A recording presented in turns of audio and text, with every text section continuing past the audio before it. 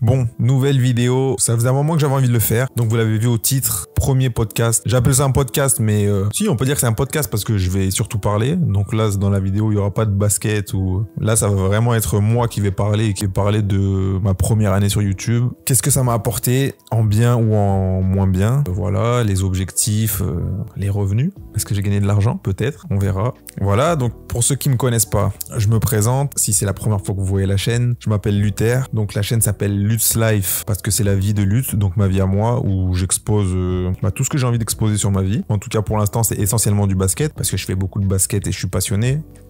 N'hésitez pas, et faites-le, c'est important, à vous abonner parce que ça donne du soutien. Et le soutien en 2023 sur les réseaux sociaux, sur YouTube, on en a besoin en tant que créateur de contenu, donc je compte sur vous pour vous abonner. Ça coûte pas grand-chose. Si vous aimez vraiment pas mon contenu, ne le faites pas, mais si vous appréciez un minimum, faites-le, ce serait vraiment cool. Ce que je voulais dire... Si vous entendez des petits bruits, c'est parce que je suis pas tout seul. Au début, je l'ai mis dehors, mais il fait que de parler. Je suis avec mon copain. Tu veux parler? Bon, il veut pas parler. Enfin bref. Donc je disais, c'est le premier épisode du Live Talk. Live Talk. Wow, qu'est-ce qu'il faut? Mon accent anglais, c'est pas trop ça. Live Talk, qu'est-ce que c'est? Au même titre que Lutz Life, ça va être des sujets de vie. Voilà, on peut parler de tout et n'importe quoi. Aujourd'hui, ça va être ma première année sur YouTube. Demain, ça peut être qu'est-ce que vous pensez de tel sujet dans le sport, qu'est-ce que vous pensez de tel sujet dans la société. Ça peut être vraiment pas mal de choses. Donc, je compte sur vous, si vous avez des idées, à les mettre en commentaire. C'est des idées que je pourrais utiliser pour faire d'autres épisodes. Parce que j'aimerais bien en faire beaucoup. Ça me tient à cœur, j'ai envie de le faire. Épisode 1, c'est maintenant. On va parler de ma première année sur YouTube. Et c'est parti. C'est parti? C'est parti. Donc pour commencer, qui suis-je? Donc je m'appelle Luther, j'ai 26 ans. Je suis un grand passionné de basketball. J'en fais depuis un bon petit moment maintenant. Depuis que j'ai l'âge de 12 ans et demi, je crois. 12 ans, on va dire. C'est un sujet qui me passionne vraiment. De toute façon, si vous voyez mes vidéos, ça se voit. J'aime aussi pas mal de choses. Enfin, on va dire que j'ai d'autres passions comme les animés ou même la création. La création de contenu, c'est quelque chose que j'aime vraiment beaucoup. Je suis assez sensible aux personnes qui créent des choses et qui lancent des concepts. Parce que je trouve que la démarche est honorable. Vu que moi, je ressens ce besoin-là, les personnes qui ont aussi ce besoin-là, on va dire que je les comprends. Voilà pourquoi c'est important pour moi de me nourrir de ça. Et c'est parce que je m'en nourris que je peux vous fournir des vidéos aussi. Donc, si on en revient au titre, 1 an sur YouTube, ça fait exactement, un tout petit peu plus d'1 an. On est le 26 octobre, on est le 26 octobre quand je tourne la vidéo. Et j'ai créé la chaîne un peu avant le 16 octobre, mais ma première vidéo, elle date du 16 octobre 2022. Donc, on est actuellement 2600, je sais plus combien exactement, sur la chaîne, mais mon objectif c'était de faire 1000 abonnés. On a fait 2600 abonnés, donc c'est beaucoup mieux que 1000. Pour moi, c'est pas assez quand même, parce que en termes de l'année, je vois que j'aspire à faire d'autres choses et à avoir plus d'abonnés pour pouvoir concrétiser plus de projets, on va dire. Pour la deuxième année, on va essayer de mettre le turbo, même si c'est pas mon activité principale, parce que c'est même pas mon activité en fait. On va dire que pour l'instant c'est un hobby, c'est une passion, et voilà, j'en tire pas grand chose, mais j'acquiers de l'expérience dans le montage vidéo, la création de miniatures. Bon là, c'est plus moi qui fais mes miniatures. Je vais vous mettre sur Instagram ici. Je vous mets sur Instagram. Franchement, ces miniatures, elles sont top. Donc si vous voulez aller vous abonner à son Instagram, ça lui fera un grand plaisir, je pense. Donc let's go. Donc je vous ai parlé du podcast, enfin plutôt de la description du podcast, à quoi ça va ressembler dans l'avenir. Voilà, j'ai plusieurs petites idées. Interviewer des joueurs pros, notamment que je connais. Je pense à Christopher Dobby, mais je sais qu'il a fait déjà pas mal d'interviews, donc je vais pas le refaire parce que ce serait du copier-coller un peu. Mais il fait un bon début de saison à Aix-Maurienne d'ailleurs, en Pro B, et si tu vois la vidéo, shout out à toi parce que franchement, ça fait plaisir. J'ai un ami aussi qui s'appelle Nadir Labouiz qui joue en N1 cette année, en Pro B l'année dernière. On a prévu aussi de se faire un petit épisode de podcast pour parler de son parcours, parce qu'on a joué ensemble en Pôle Espoir. C'est vraiment un gars que j'apprécie, donc j'ai hâte de vous le faire découvrir parce qu'il mérite. Il y aura aussi un épisode avec une nutritionniste qui s'appelle Marika. Voilà, on va essayer de faire ça avant la fin de l'année en tout cas, selon les emplois du temps. Et voilà, pour parler de la nutrition dans le sport, qu'est-ce que ça peut apporter pour les plus jeunes aussi, je pense que c'est important. Même pour moi, parce que franchement, moi je suis pas celui qui mange le mieux sur cette planète. Et je sais que bien manger, ça permet de bien aller dans son, allez, on va dire dans son ventre, grossièrement. ce qui permet de bien aller dans sa tête et ce qui permet de bien aller sur le terrain et dans sa vie, quoi. Donc voilà, je pense que la nutrition, c'est vraiment quelque chose qu'on néglige. Et moi, le premier, on fera un épisode sur ça. Et je le répète, si vous avez des idées d'épisodes, de sujets qu'on pourrait aborder avec telle ou telle personne, j'aimerais bien aussi faire des choses avec les gens de Grenoble, parce que moi, je viens de Grenoble et je vois que ça bouge un peu en ce moment. Ça fait plaisir de partager des choses avec des créateurs de contenu de Grenoble ou des créateurs de marques ou ouais, ça pourrait être pas mal, ça, par exemple. Un épisode sur quelqu'un qui a créé sa marque, comment il s'est débrouillé, etc., etc. Donc, mettez-moi en commentaire les idées que vous avez et on pourra voir ce qu'on peut faire à l'avenir. Donc, rentrons dans le vif du sujet.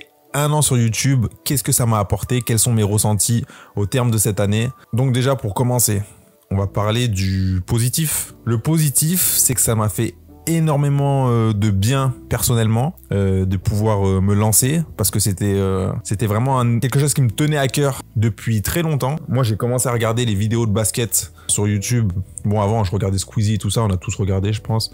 Mais j'ai commencé à regarder les vidéos de basket de YouTubeurs français avec Workout Channel d'ailleurs, qui m'a suivi aussi sur Instagram. Donc ça m'a fait plaisir parce que je le suis depuis super longtemps. Eddie David aussi, qui m'a aussi suivi sur Instagram. En fait, ça fait plaisir quand je vois qu'il y a des gens que j'estime pour leur travail, qui me suivent aussi. Voilà, ça fait une petite touche pour l'ego, on est content. Mais oui, donc Workout Channel, qui s'appelle Emmanuel, Eddie David, qui fait du basket et qui fait aussi un peu des podcasts qui décryptent un peu le basket, qui raconte des anecdotes sur la NBA aussi. Workout Channel, du coup, lui, pour le coup, qui est plus maintenant dans le coaching. Briscoe, j'ai regardé aussi, hein, comme tout le monde, de toute façon, plus gros youtubeur basket français, donc... Et il y a qui d'autre? Et Paf, j'ai regardé, c'est lui qui m'a donné envie de faire ma saison basket. J'avais regardé une vidéo où il avait fait « Je reprends le basket », je crois, et bon, il était vraiment... Si un jour tu vois la vidéo, Paf, c'est pas grave, il était vraiment nul. Mais maintenant, je trouve qu'il a vraiment beaucoup progressé. C'est pas le meilleur joueur du monde, c'est sûr, hein. Et puis, il joue en D5, je crois, ou D4. Mais regardez ses vidéos, malgré le niveau, franchement, c'est vraiment bien parce que tu sens que le gars, il est passionné. Et moi, comme je vous ai dit, quand il y a des gens qui créent du contenu, qui sont passionnés, ça me parle tout de suite. Donc, pour moi, c'était vraiment un projet que j'avais depuis au moins 3 ou 4 ans. Et je lançais jamais de vidéos en fait parce que j'aime bien que mes vidéos soient qualitatives. Je sais pas ce que vous en pensez quand vous regardez mes vidéos, mais moi je sais qu'il y a un sacré travail derrière, à ma mesure, avec le temps que je peux accorder, les moyens que je peux y mettre. J'essaye quand même d'être plus ou moins minutieux. Et voilà, c'est pour ça que j'ai pas sorti de vidéo avant parce que je trouvais que c'était pas assez qualitatif quand je me comparais aux autres. Mais tu peux pas te comparer aux autres quand tu t'es pas lancé en fait. Surtout que c'est quand même des youtubeurs établis. Donc ce que j'ai fait, c'est que je me suis donné une deadline où je me suis dit, bon, quoi qu'il arrive, tu vas sortir ta vidéo. Et advienne que pourra, et tu vas essayer de faire une vidéo par semaine parce que je crois que l'algorithme c'est tous les 10 jours, je crois il faut sortir une vidéo, sinon apparemment t'es un peu oublié. Donc c'est pour ça qu'à partir du 16 octobre j'ai sorti ma première vidéo qui s'appelle ma première vidéo sur YouTube. Vous pouvez la retrouver, vous allez sur YouTube, sur mon YouTube et vous allez tout en bas, c'est ma première vidéo. Voilà, c'est une vidéo où je vlog un peu, où je vais jouer au basket. J'explique un peu ce que je veux faire sur la chaîne. Et en fait, cette vidéo, elle est pas... Là, si vous la comparez avec mes vidéos d'aujourd'hui, elle est pas ouf du tout. Elle est pas ouf, mais elle a une valeur symbolique, c'est que c'est la première et que vraiment, il y a eu un travail derrière ça va être la première vidéo, mais c'est celle qui va permettre de sortir une vidéo toutes les semaines et de pas s'arrêter. Ce que j'ai fait, j'ai pas passé, je crois, une semaine sans poster de vidéo. Il y a des fois, je postais 2 vidéos, voire 3, ça m'est arrivé, mais j'ai pas passé une semaine sans poster de vidéo. C'est un gros travail. C'est un gros travail, sachant que, comme je vous ai dit, c'est pas mon activité professionnelle et mon activité première. À côté, j'ai soit des cours, soit je suis en entreprise, soit... Enfin voilà quoi, c'est pas avec ça que je gagne ma vie. Mais je prends tellement de plaisir à le faire que je me suis dit, bon lance-toi et puis on verra. Des fois, c'est comme ça que ça commence, on se lance. Et puis ça peut ouvrir d'autres portes, ça peut ouvrir sur des métiers, ça peut ouvrir sur des opportunités, ça peut ouvrir sur des contacts. J'ai rencontré pas mal de gens grâce à ça et ça fait plaisir. Ça fait vraiment plaisir, je pense que ça se voit à ma tête. Ensuite, ce que ça m'a apporté de positif aussi, c'est les retours des gens qui ont été déjà dans ma ville, qui m'ont fait des bons retours. Moi, je suis pas friand des compliments et des remarques. Je suis plutôt dans les remarques objectives en fait.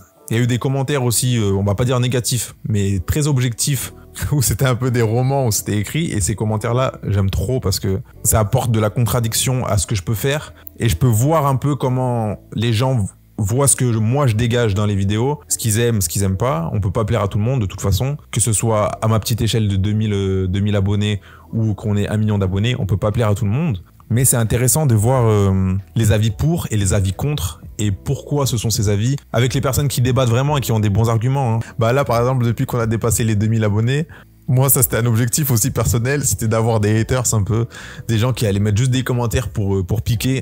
Ça, j'aime trop. Bon, à ma mesure, comme je vous dis, j'en ai pas beaucoup qui le font. Mais il y en a 2-3 qui me mettent des commentaires, par exemple, qui m'ont mis des commentaires du genre... ouais, c'est quoi le principe de tes vidéos? Je comprends pas. Mais tu vois, déjà, si t'as perdu ton temps pour pouvoir écrire ça, c'est que j'ai gagné. Tu vois? Donc, c'est un objectif déjà d'avoir des gens qui me lancent des pics un peu gratuits. Parce que si on me lance des pics gratuits, ça veut dire que j'ai atteint un petit palier où ce que je fais, ça te laisse pas indifférent déjà. Tu vois? Donc, c'est plutôt pas mal. Même dans le négatif, on y trouve du positif. Donc, ouais, le positif, l'expérience personnelle, pardon, de voir que tu peux impacter sur la vie des gens, les plus petits, j'en parle pas parce que je reçois des messages et tout. Et d'ailleurs, petite parenthèse, les plus jeunes, quand vous vous adressez à quelqu'un qui est plus âgé que vous, moi j'ai 26 ans par exemple, c'est bien, vous me voyez dans les vidéos, je suis cool et tout ça, je souris, on peut parler normal, chaque fois qu'il y a quelqu'un qui me parle, je lui parle normal et gentiment. Il faut que vous gardiez en tête que je n'ai pas votre âge et quand vous parlez à quelqu'un d'autre, même si c'est pas moi qui n'a pas votre âge, il faut lui parler avec du respect. Moi, quand je parle à quelqu'un qui a 2 ans ou 3 ans de plus que moi, je le respecte parce qu'il est plus âgé.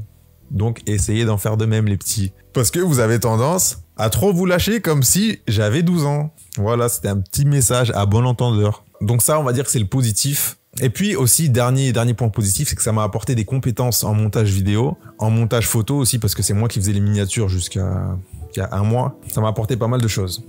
Et sûrement d'autres choses que j'ai oubliées. Mais bref, passons. Pour les points négatifs. Les points négatifs, c'est pas vraiment aussi, allez. La contrainte de temps. Sortir une vidéo toutes les semaines, c'est du montage.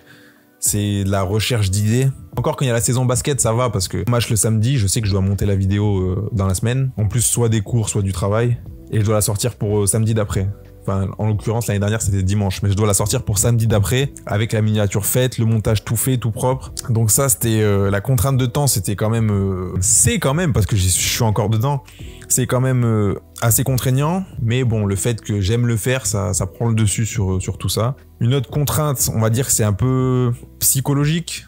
Psychologique parce que on a toujours ce truc dans la tête où il faut faire une vidéo 1 fois par semaine, sinon t'es un peu oublié de YouTube. Je sais pas si ça vous fait ça les créateurs de contenu, mais toujours en train de réfléchir à ok, ça peut-être que je peux faire un concept dessus, ok, ça qu'est-ce que je pourrais faire, ah ça c'est une bonne idée, et en fait t'es tout le temps en train de réfléchir, tout le temps pour trouver des idées. Donc ça c'est quelque chose qui est, en fait t'as l'impression que surtout quand on a une vie d'adulte, franchement la vie d'adulte, on se repose pas, ça va super vite. Le temps c'est plus le même que quand on avait 14-15 ans où on pouvait regarder 15-20 séries en 1 semaine, on comprenait pas, on avait aussi des cours mais on le faisait quand même. Là maintenant c'est plus comme ça. La vie d'adulte, si tu manges 30 minutes ici, sache que tu as perdu 30 minutes pour une autre activité. C'est comme ça que je le vois moi. Mais voilà, donc la contrainte de la réflexion, ça prend quand même beaucoup de temps et beaucoup d'énergie. Donc ça, on va dire c'est les points négatifs. Et puis un dernier point négatif, qu'est-ce que ça pourrait être ? Ouais, aussi l'image, vu que maintenant, je sais qu'il y a pas mal de gens pas mal de gens.